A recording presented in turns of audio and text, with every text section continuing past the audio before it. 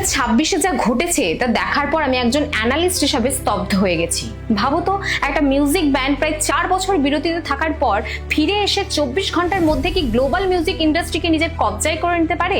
শুনতে সিনেমার মতো লাগলেও বিটিএস এর নতুন অ্যালবাম আরিরাং ঠিক এটাই করে দেখিয়েছে। প্রথম দিনে 110 মিলিয়ন স্ট্রিম আর নেটফ্লিক্স এর লাইভ ইভেন্টে 18.4 মিলিয়ন রিয়েল টাইম ভিউয়ারশিপ। মানে ভাবা যায় কেন একটা পপ ব্যান্ডের জন্য দক্ষিণ কোরিয়ার অর্থনীতিতে $5 বিলিয়ন জোয়ার আসছে।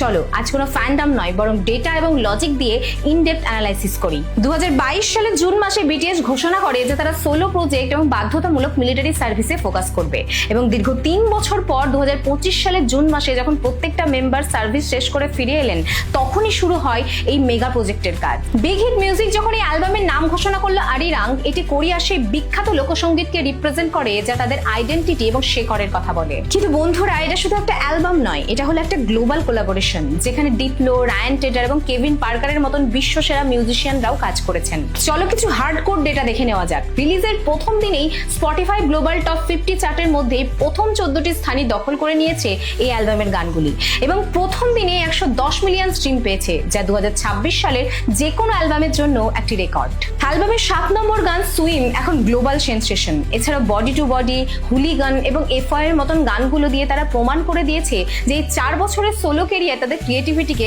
আরো বাড়িয়ে দিয়েছে। আর সবচেয়ে বড় চমক ছিল তাদের কামব্যাক কনসার্ট, যে সরাসরি নেটফ্লিক্সে 18.4 মিলিয়ন মানুষ লাইভ দেখেছে। কিন্তু বিটিএস এর কামব্যাক কেন এত গুরুত্বপূর্ণ? কারণ এটি শুধুমাত্র বিনোদন নয়, এটা একটি economic booster. UK, Japan, Germany এবং কোরিয়ার মতো বিশ্বের শীর্ষ দেশগুলির অ্যালবামের চার্টে এটি 1 নম্বরে রয়েছে।